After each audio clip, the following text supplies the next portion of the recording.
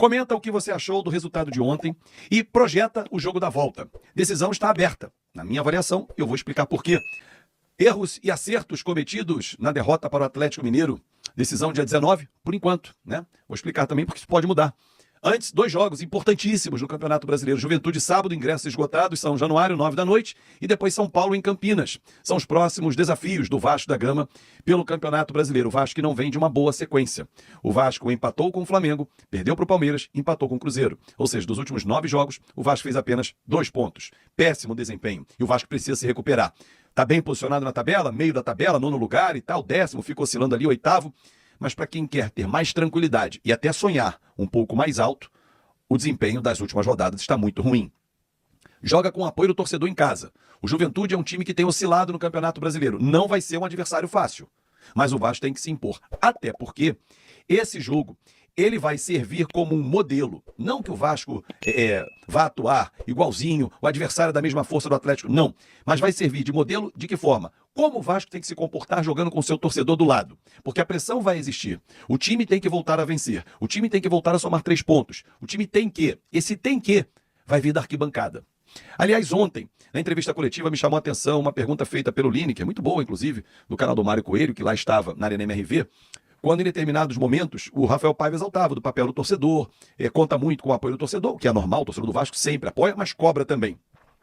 E ele perguntou o seguinte, falou, bom, Paiva, você disse que conta com o apoio do torcedor e tudo, mas da arquibancada vem a cobrança também. E o torcedor não está satisfeito com o Léo. O Léo falhou ontem, falhou individualmente nos 2 gols. Na primeira, na dividida com o Paulinho, dividiu fraco, a bola sobrou, toque no Hulk, o Hulk ajeitou pro Arana e o gol do Atlético.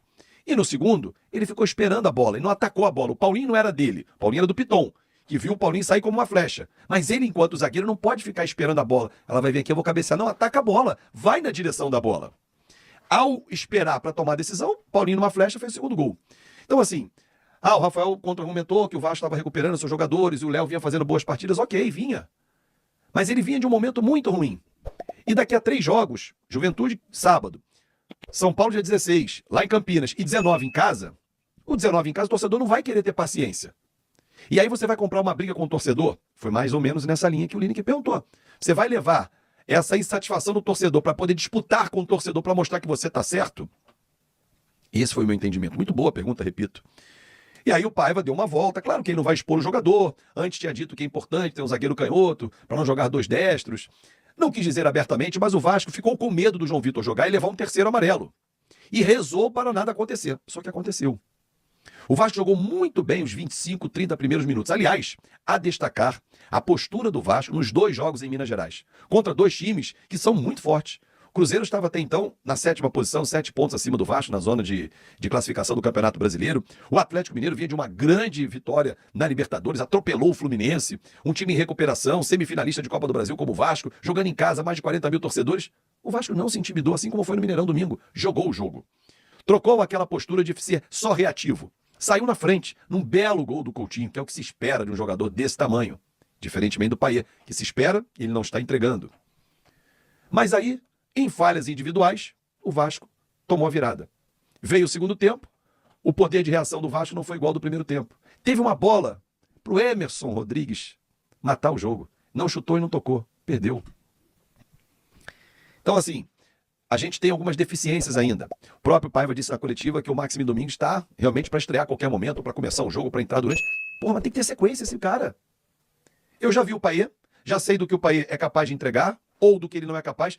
Reparem, quando o Payet entra aberto. Coutinho centralizado, chama o jogo o tempo todo, vai para cima. O Payet joga aberto, burocrático, um chute na direção do gol.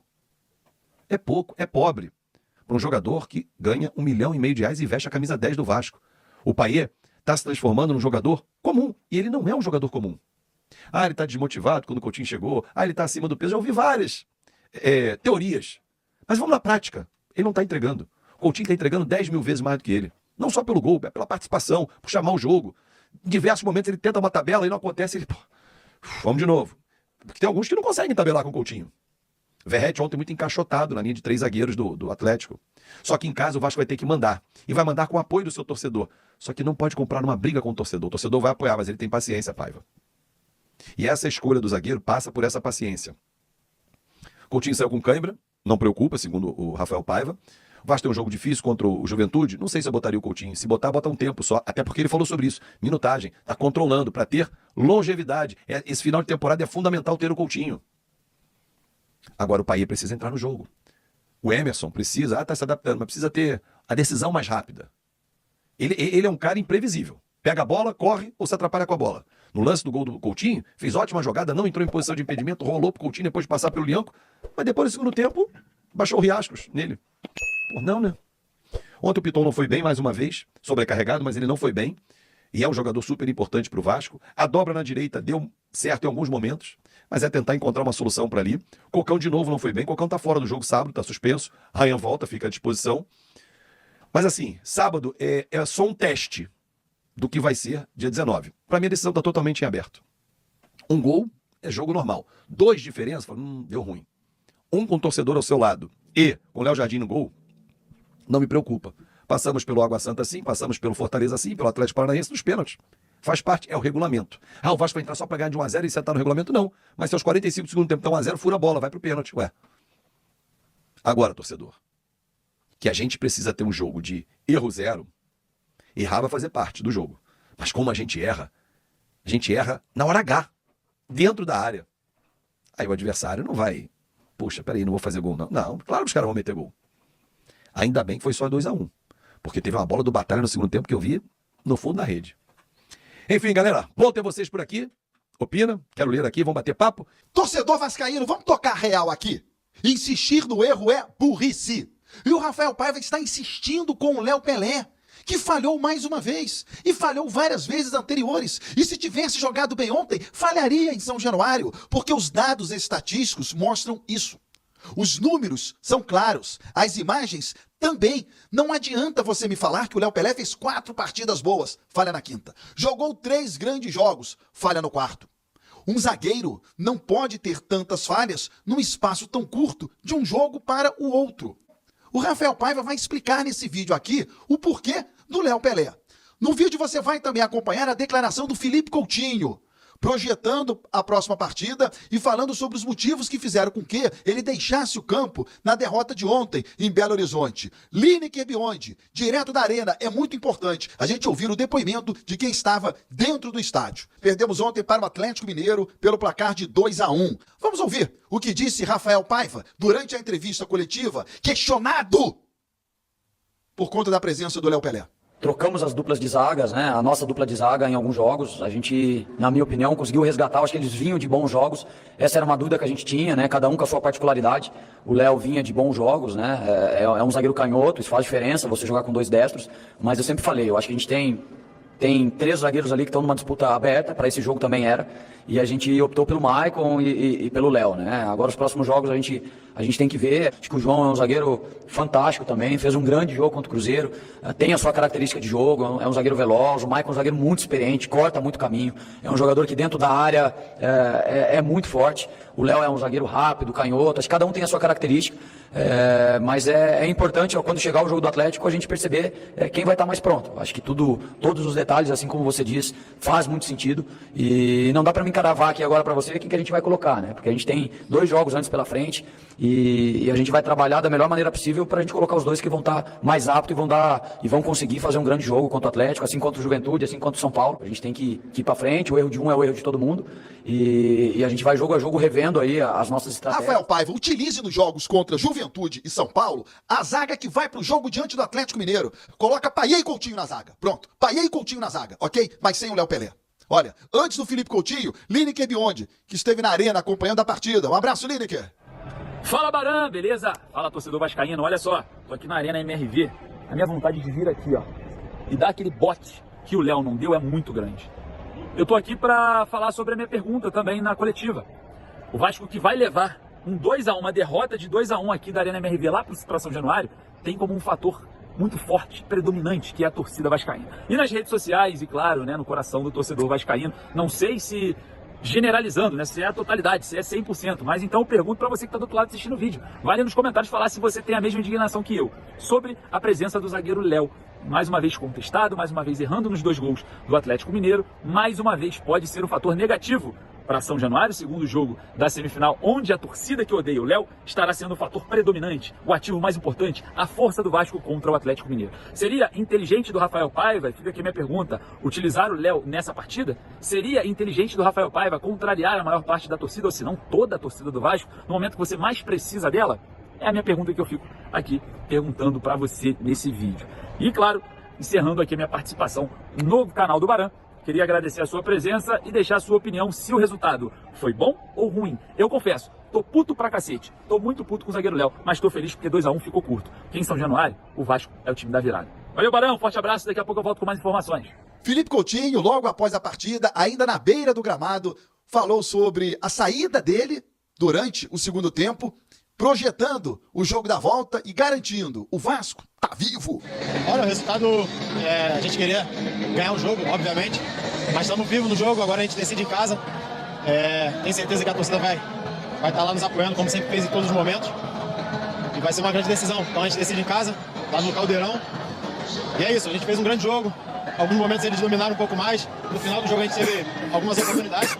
E é isso, ficou pro segundo jogo. Temos mais 90 minutos agora para dar o máximo e conseguir essa classificação. Queria que você comentasse um pouquinho do lance do gol, do seu gol, como é que foi aquela jogada. E também sobre a sua saída, você colocou a mão na coxa direita, a gente está em dúvida se você sentiu alguma coisa ou se foi apenas cansaço.